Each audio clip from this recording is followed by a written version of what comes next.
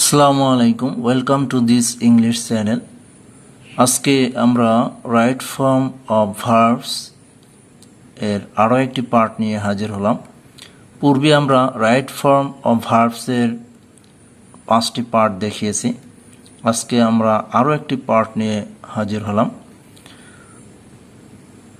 Actually এই নিয়মগুলো খুবই গুরুত্বপূর্ণ এবং ইন্টারেস্টিং, যেগুলো রাইট ফর্ম অফ ভার্বস করতে অবশ্যই প্রয়োজন। যে স্টুডেন্টরা রাইট ফর্ম অফ ভার্বস করতে অক্ষম তাদের জন্য অবশ্যই এগুলো প্রয়োজন।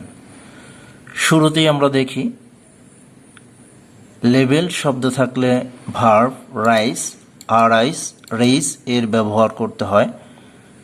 সেক্ষেত্রে সেন্টেন্সের মধ্যে ওয়াটার লেভেল অথবা সি লেভেল এগুলো থাকতে পারে। উদাহরণস্বরূপ, the water level is rising.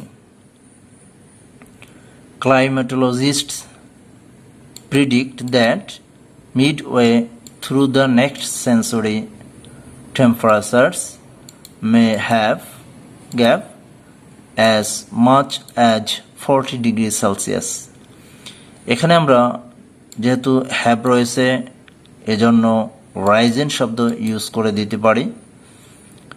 Next, this could গ্যাপের পরে এখানে রয়েছে sea levels and thereby flat coastal areas and farmlands. যেহেতু এখানে একটি মডেল ভার্ব রয়েছে, তাহলে আমরা উপরের বক্স থেকে রাইজ শব্দ ইউজ করে দিতে পারবো। This could raise sea levels. তাহলে আমরা এখানে দেখি ওয়াটার লেভেল রয়েছে, তারপরে এখানে দ্বিতীয়টিতে রয়েছে as much as 40 degree Celsius, অর্থাৎ তাপমাত্রা 40 ডিগ্রি সেলসিয়াস বৃদ্ধি পেতে পারে। এরপর রয়েছে সি লেভেলস, এজন্য আমরা এখানে রেইজ শব্দ ব্যবহার করে দিতে পারি। অ্যাকচুয়ালি রেইজ এবং রাইজ দুইটির মধ্যে অবশ্যই পার্থক্য রয়েছে। এই সম্পর্কে অবশ্যই পরে আমরা ভিডিও তৈরি করে দেখাবো। নেক্সট, সাবজেক্টের পরে গ্যাপের পরে his duties or her duties অথবা রেসপন্সিবিলিটিস থাকলে ওই গ্যাপে পারফর্ম, ডিসচার্জ অথবা ডু বসাতে হবে, অর্থাৎ তার বা তাহার দায়িত্ব এবং কর্তব্য সম্পন্ন করা বা দায়িত্ব পালন করা। এক্ষেত্রে আমরা ভার্ব পারফর্ম, ডিসচার্জ অথবা ডু ব্যবহার করে দিতে পারি। For example, he always tries to give his duties. Discharge. Next, traffic police give their duties properly. এখানে আমরা উপরের শব্দ থেকে যে কোনো একটি বসিয়ে দিতে পারি, যেমন perform. Next, they give their duties so that their children can prosper in life. Perform.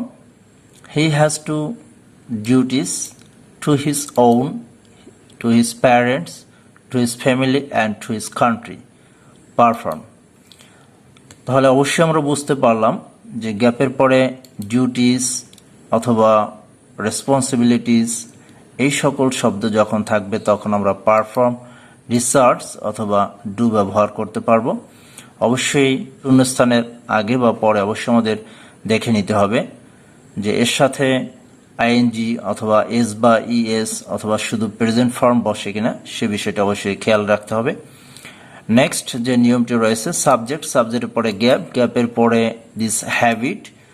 যখন অভ্যাস শব্দটি পরে থাকবে অবশ্যই সেন্টেন্সটি অ্যাক্টিভ ভয়েস হবে।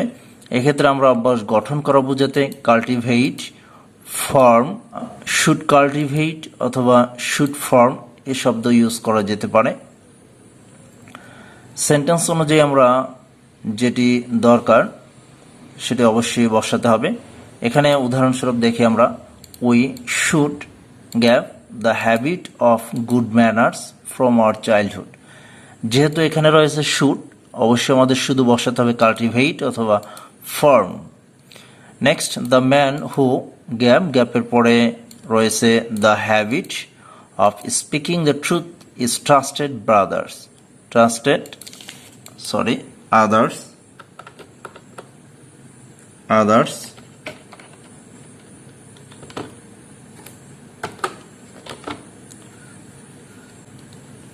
The man who gave the habit of speaking the truth is trusted others. তাহলে এখানে রয়েছে the man সিঙ্গুলার, অবশ্যই এখানে cultivates অথবা forms ইউজ করতে হবে। নেক্সট, দ্য হ্যাবিট অথবা দিস হ্যাবিট শব্দটি এই যখন প্রথমে সেন্টেন্সের শুরুতে থাকবে তখন এই সেন্টেন্সটা অবশ্যই প্যাসিভ ভয়েসে করতে হবে। সেক্ষেত্রে আমরা প্যাসিভ ভয়েসের ভার্ব ব্যবহার করব কাল্টিভেট অথবা ফর্ম এর ব্যবহার করে।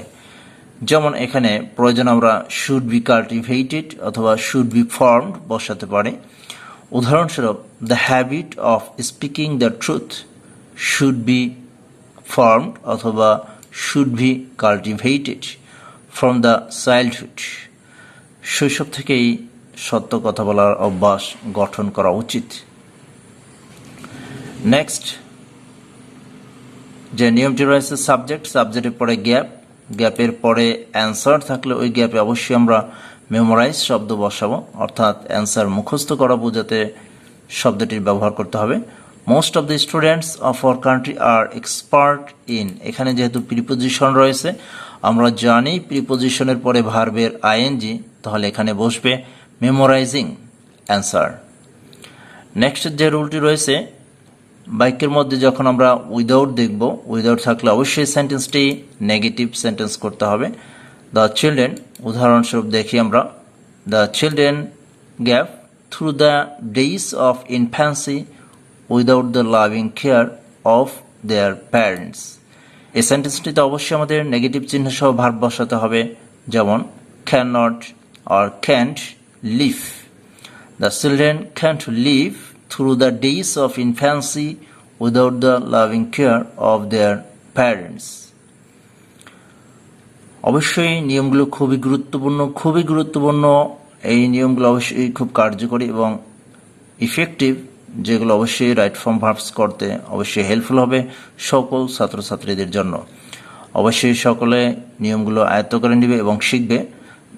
যদি এই চ্যানেলে তুমি নতুন হয়ে থাকো অবশ্যই চ্যানেলটি সাবস্ক্রাইব করবে এবং লাইক, কমেন্ট ও শেয়ার করতে ভুলবে না। Thank you all.